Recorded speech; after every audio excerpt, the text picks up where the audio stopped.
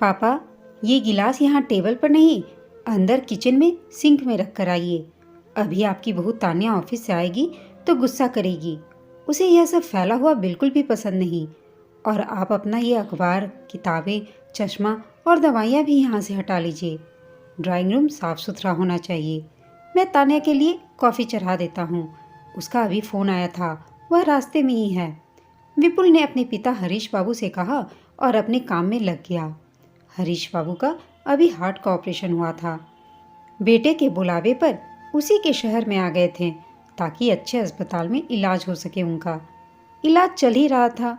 अभी डॉक्टर ने कुछ दवाइयाँ दी थी जो समय पर लेनी थी। उनकी पत्नी सुरेखा जी तभी अपने बेटे की आवाज़ सुनकर कमरे में आई और सारा कमरा साफ करने लगी। कहीं कुछ रह तो नहीं गया तो बहू कल की तरह फिर से गुस्सा करेगी।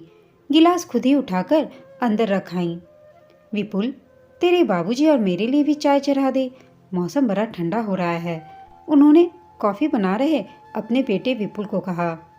विपुल ने कहा, अरे मम्मी, अभी तो आप दोनों ने चाय पी है और फिर से चाय चाहिए। थोड़ा नियंत्रण में रहना सीखिए। बार बार क्या चाय पीना और खाना। बेटे विपुल के मुंह से यह सब सुनकर सुरेखा जी बहुत चक्की रह गई। वो तो बेटे के घर को अपना घर समझकर रहने आई थी, पर यहाँ आकर उन्हें लगा कि ये उनका घर नहीं, ये तो यहाँ बस मेहमान हैं जिन्हें 2 वक्त की रोटी और चाय भी नापतोल कर दी जाती है। अपने गांव के घर में तो वो जब कभी चाय पी लेती थी, मनमर्जी से कुछ भी खा लेती थी, पर यहाँ तो बेटे के घर में उन्हें बहुत सोच समझकर बोलना पड़ता है। मजबूरी में यहाँ आई थी वो। और हरीश बाबू अच्छे भले गांव में रह रहे थे। अचानक से हरीश बाबू की तबीयत बिगड़ने लगी और उन्हें सांस लेने में भी दिक्कत होने लगी। गांव के डॉक्टर को दिखाया पर वो दवाई ज़्यादा काम न कर सकी। तब जाकर उन्होंने विपुल को बताया तो उसने गांव से शहर आने को कहा, क्योंकि गांव में इलाज की सुविधाएं नहीं थी।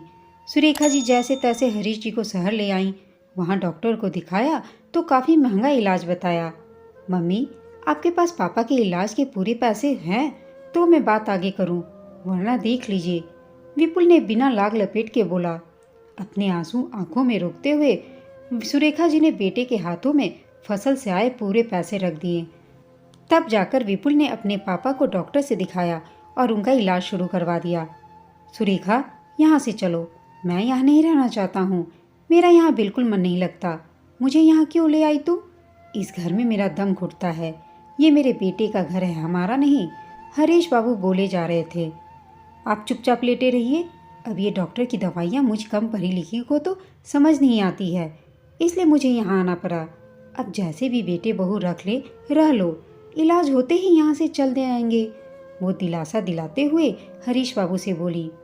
तान्या अपने ऑफिस से आ चुकी थी। तान्या बेहद ही नकचरी और गर्म मिजाज की लड़की है, जिसे ना तो अपने सास ससुर की परवाह है और ना ही घर की परवाह है। उसके आते ही विपुल ने उसे कॉफ़ी दी और अपने ऑफिस के काम में लग गया। सुरेखा जी डायबिटीज की मरीज थी।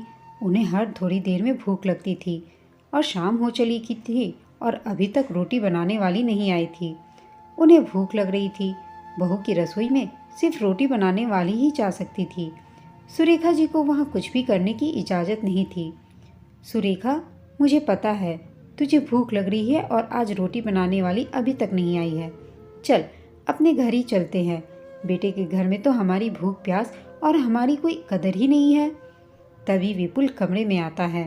तान्या और मुझे एक पार्टी में जाना है माँ, तो सुबह की रोटी बनी रखी है, वो खा लेना। मैंने अचार निकाल कर रख दिया है। लेकिन तेरे बाबूजी तो हार्ट पेशेंट हैं, उनके लिए तो दलिया बनाना होगा बेटा। सुरेखा जी की बात को अनसुना करते हुए विपुल और तान्या पार्टी के लिए चले गए। सुरेखा जी ने कैसरोल में देखा 2 पतली पापड़ सी रोटी पड़ी थी। उन्हें तो इस तरह ठंडी रोटी खाने की भी आदत नहीं थी। आखिर अपने गांव में हमेशा गरम और मोटी रोटी खाई है। उन्होंने हिम्मत की और हरीश बाबूजी के लिए दलिया बना लिया। उन्हें दलिया खिलाकर दवाई दे दी और फिर खुद वो रोटी खा ली। सुरेखा जी ने दलिया बनाने के लिए सामान ऊपर से तो उतार दिया, पर उनसे दोबारा नहीं रखा गया। रात को बेटे बहू दोनों देर से आए और अपने कमरे में जाकर सो गए। सुबह तेज आवाज़ से दोनों की नींद खुली तो बेटे ने सीधा बाहर आकर कहा, मम्मी, आपने किसकी इजाज़त से मेरे घर में दलिया बनाया और पूरी रसोई बिखरा दी। सुरेखा जी समझ गई, उनका बेटा बहू की जुबान से बोल रहा है, क्योंकि बहू को तो कुछ कहने की ज़रूरत ही नहीं होती, सब कुछ बेटा ही कह देता है। लेकिन आज सुरेखा जी से रहा नहीं गया, वह बिफर गई। हाँ हाँ, पता है ये तेरा घर है और तेरे घर में तेरी ही चलती है। ये बात अलग है कि तेरे इस फ्लैट में बाबूजी ने अपनी ज़मीन बेचकर तुझे दिलाया था। इस घर पर हमारा कोई हक नहीं। हमें तो इतना भी हक नहीं है कि हम अपनी मर्जी से अपनी पसंद का कुछ बनाकर यहाँ खा सके। तेरे घर में हम दोबारा चाय नहीं पी सकते। ये बात और थी कि जब तू छोटा था तो हमने अपना पेट काटकर तुझे दोनों समय दूध पिलाया था, तेरे नखरे उठाए थे। तेरी पसंद का खाना बनाकर मैं तुझे खिलाने को तेरे पीछे पीछे दौड़ा करती थी। तेरी पसंद का खाना बनाकर मैं तेरे चेहरे पर खुशी देखना चाहती थी। तेरी पसंद के लिए मैंने तेरे बाबूजी को अपनी पसंद भुला देते थे। ये अलग बात है कि तूने अपना बचपन मेरे घर में बिताया था, जहाँ तेरे खिलौने हमेशा बिखरे रहते थे। तेरी किताबें, तेरे स्कूल के कपड़े, तेरे पेन पेंसिल पूरे घर में फैले रहते थे। तेरे गंदे जूतों की मिट्टी से रोज आंगन गंदा हो जाता था। तेरे घर में तू अपने हिसाब से रह सकता है, तेरी पत्नी रह सकती है, पर तेरे माता पिता तेरे घर में खुश रहने की इजाज़त नहीं है। तेरे घर हमारे लिए तो जेल है, जहाँ हम अपनी मर्जी से कुछ भी नहीं कर सकते। हाँ बेटा, ये तेरा घर है, जहाँ तेरी माँ अपनी मर्जी से सांस भी नहीं ले सकती। मैंने गांव में फ़ोन करके तेरे चाचा को बुला लिया है। हम दोपहर को ही अपने घर चले जाएंगे। ये तेरा साफ सुथरा घर तुझे मुबारक हो, और तेरे बाबूजी का इलाज भी मैं खुद शहर आकर करवा लूँगी। अब तो मैं भी सब जान गई हूँ। तेरा घर तू अपने पास ही रख। हमारे पास ईश्वर की कृपा से गांव में घर है, जहाँ हम अपना बुढ़ापा बिता लेंगे, पर तेरे घर में दोबारा कभी कदम नहीं रखेंगे। अपने बीमार पिता को तुझे यह कहते शर्म नहीं आई कि गिलास सिंक में रखना? अभी वो कमज़ोर हैं और बीमार भी हैं। गिलास और सामान तू भी अंदर रख सकता था, पर तुझे तो अपनी पत्नी की सेवा से फुर्सत मिले तो हमारे लिए कुछ करेगा। विपुल को अपनी गलती का एहसास हुआ।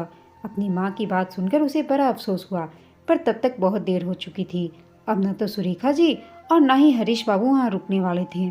सुरेखा जी अपने पति हरीश बाबू के साथ अपने घर चली गईं।